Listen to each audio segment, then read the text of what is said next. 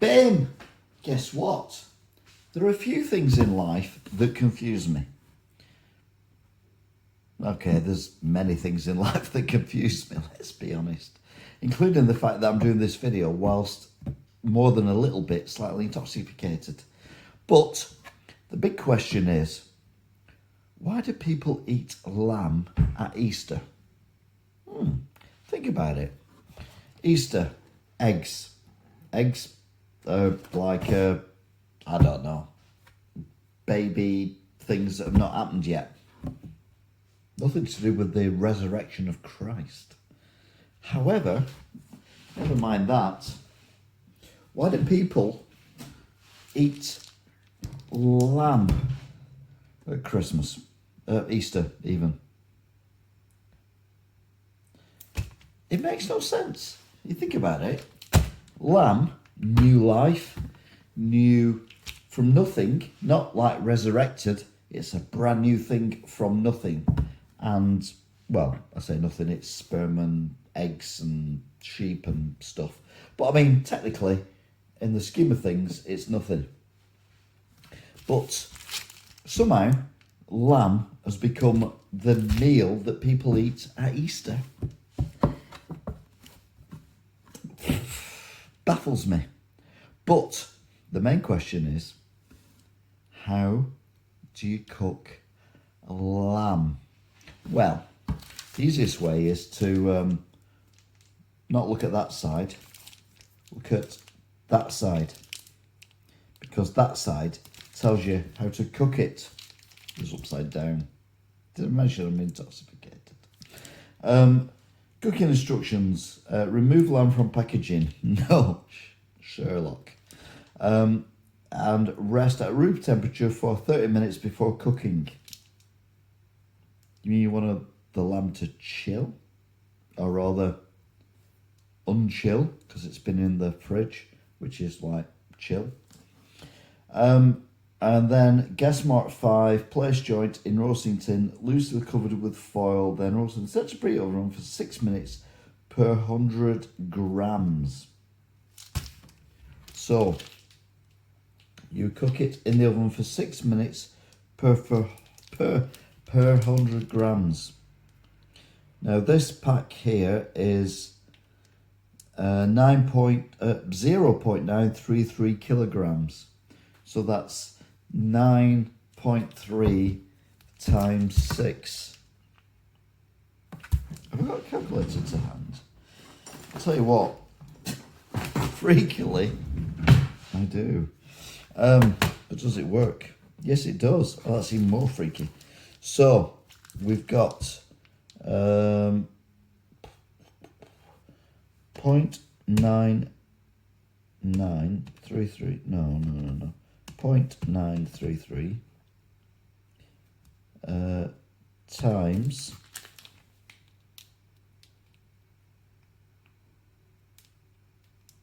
6 minutes. 6 equals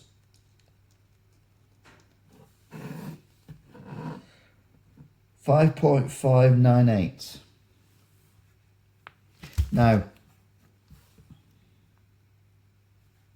it's gone. 5.998. Right, I've retyped it in just because I can. So 5.998 is 59. No, it's not. Is it? Yeah, it is 59. So an hour. An hour in the oven for this. Now this was £12.60. You saw it's £12.60 because it says there £12.60. And more impressively, it serves 3 people. Yeah, I'm a fat pole, so I ain't gonna share this with no care. It's basically me and my lovely leg of lamb, half leg of lamb, Tesco. So I have to wait half an hour before I can put it in the oven. WTF? In a bit then.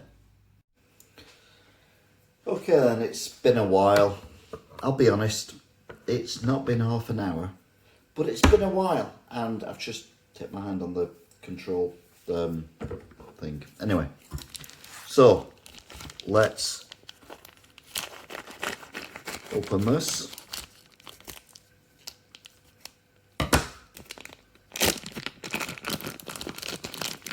Get the lamb out. To be fair, it does look a lot bigger when it's not in the wrapper than it does when it's in the wrapper, which is weird on a few levels, least of which is multiple levels. I need to wash my hands because, I'll be honest with you, I got blood on my hands. Right, so it says on the instructions of cooking the lamb that you need to rub a bit of oil in it. But I say I want roast potatoes with it, but I don't want roast potatoes that take forever. So I have tinned potatoes. And these potatoes are in a tin. And all we need to do is remove the gooey bits, put them on the lid, like so. And it will give us some really nice roast potatoes. See, that one's got a bit of a thing on it there, get rid of that. Shove it on the lid. That one there's, well, that's just horrible, get rid of that completely. That one's okay. That's just got that little bit on it, so we'll get rid of that. That one's not too bad, so we'll keep that. And that was not too bad either. So, we've got our roast potatoes on it. But of course, in order to roast potatoes, is that even a thing? Roasting roast potatoes? I don't know. You need some oil. Now, we always use rapeseed oil, mainly because I've done a bit of study of this, and the least offensive oil on the planet is rapeseed oil.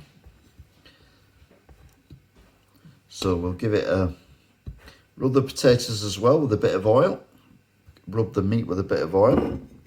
It says as well, add some sea salt. Well, I don't have sea salt, but I do have table salt. So I shall endeavour to put a little bit of salt on the various parts. And then it says, wash your hands again. Remember, there's a pandemic on. Wash your hands at all opportunities. Particularly if you were drinking alcohol, which I have. And then get some tin foil.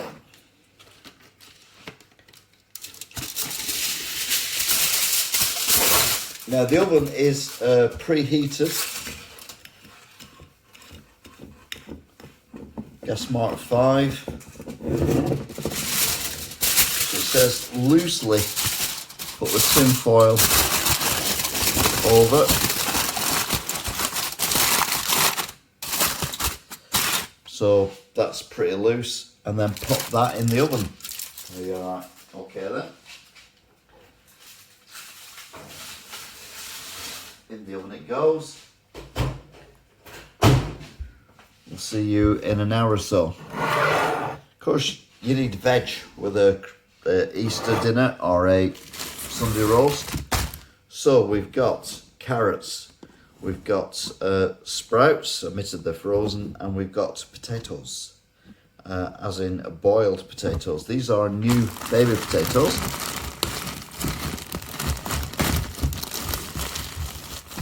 As you can see, they're new and baby. So we will prep them up in a short while, and we will put them in a pan, and we shall have some lovely food. Okay then, so we need to prep some veg. So we've got frozen sprouts. There we go, frozen sprouts. They go, well, basically straight in the pan. Just cause. Then we get carrots. Now carrots are one of my favourite vegetables, I'll be honest with you. All you need to do is peel off the bits which are not orange, for whatever reason.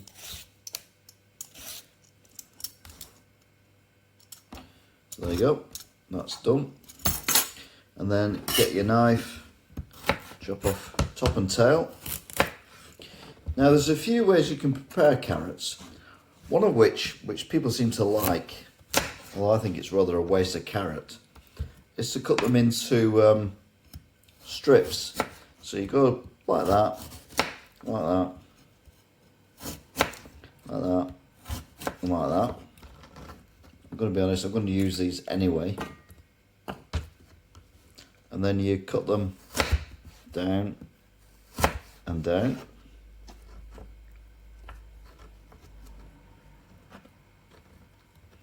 And then you cut them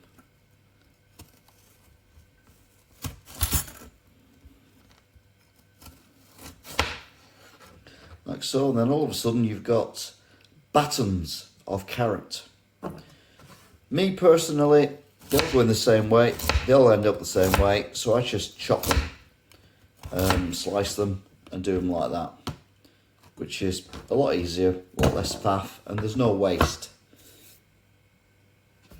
So once you've sliced, diced, whatever, the carrots, you then get the spuds. Now I use new potatoes. Now I've had these for a couple of days, so they're starting to what I call eye, which is where you get these little, eyes. All you need to do, chop them once, chop them twice, pop them in. So get rid of the eyes. The eyes don't have it.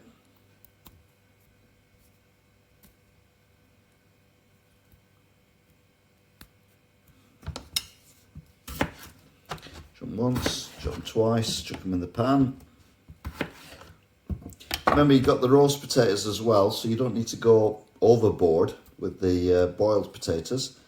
You always leave the skins on. Skins on, it tastes better, and it's actually better for you as well, because the skins have more vitamins, etc., than the inside of said potato, or potato, depending on how you say it.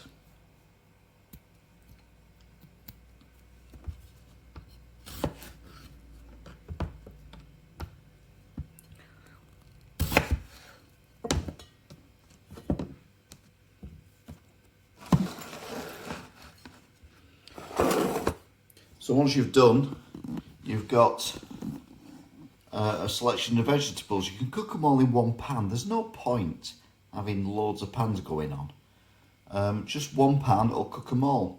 And they cook roughly at the same time anyway, so there's no major crisis going on there. So all we need to do now is add the water, bit of salt, stick them on the hob, low heat, and then let them simmer. And then by the time the meat's cooked, these also will be cooked. Okay then, so about an hour in, well, just over an hour in, and we've gotten roast lamb. Now, there's a bit of blood still showing, but apparently that's normal. Anyway, see what it looks like. I've let it rest for a few minutes.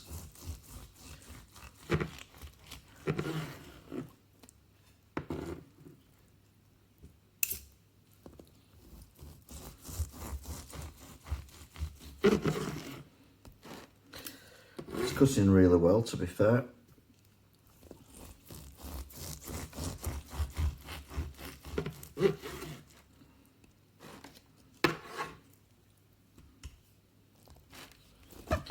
Now remember, this piece of lamb is for 3 people, so I won't be greedy, and we'll stop there.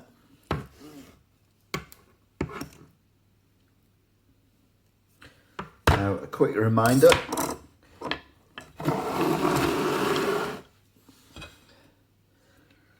did the potatoes at the same time. Now, they've not really gone roasty, as I would call them, but they're certainly cooked and they've got a skin on them, which is good. So we'll put them on the plate. And then got some veggies because we did the carrots and the green beans. So move that out of the way. We'll get the carrots, the green beans and the potatoes. So we'll pick them up.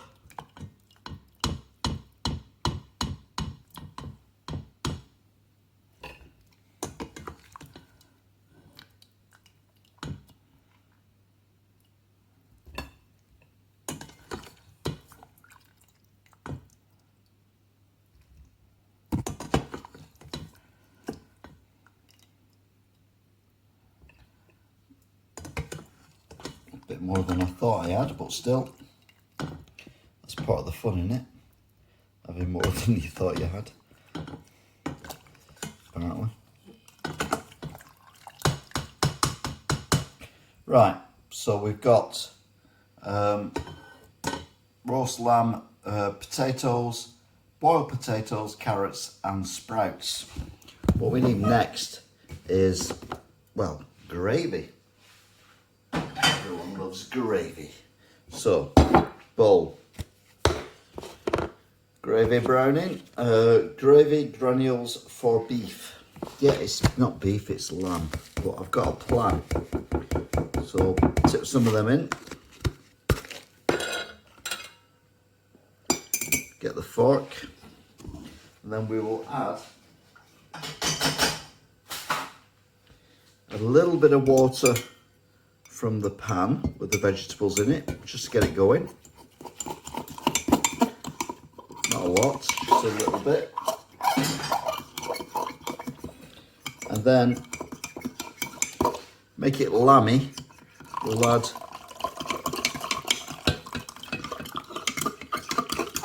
the juices from the plates that we cut the lamb in. So our gravy all of a sudden,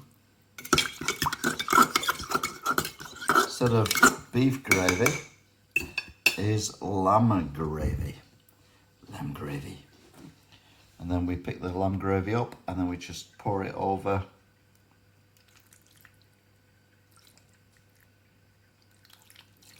like that. And there you go. We have a roast lamb Easter dinner. Dead easy. Even I can do it when drunk. Even the cat's impressed. Okay, maybe not so much. But anyway. So, we've got it on the plate. What does it taste like? Well, it looks yummy. To be fair, I need to chop it up a little bit to get it in my gob. I've got a big mouth, but it's not that big. So, a bit of lamb.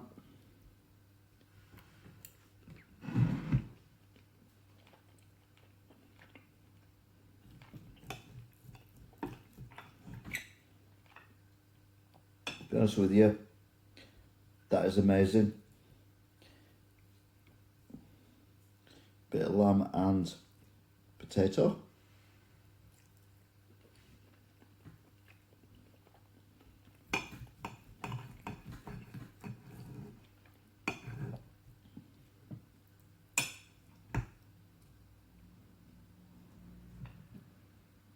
Bit of lamb, potato and carrot.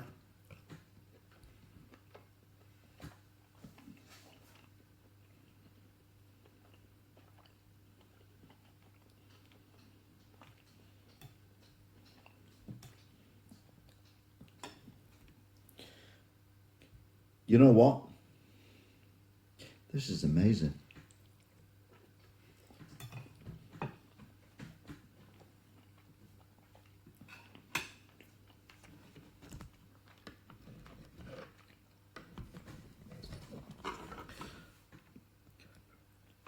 So, Easter roast lamb, Sunday lunch, whatever you want to call it, done. And it's amazing.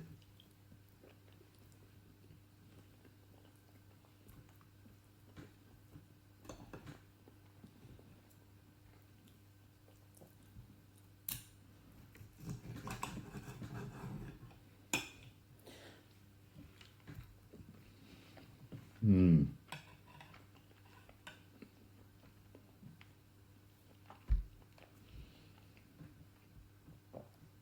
next time, I'll be seeing you.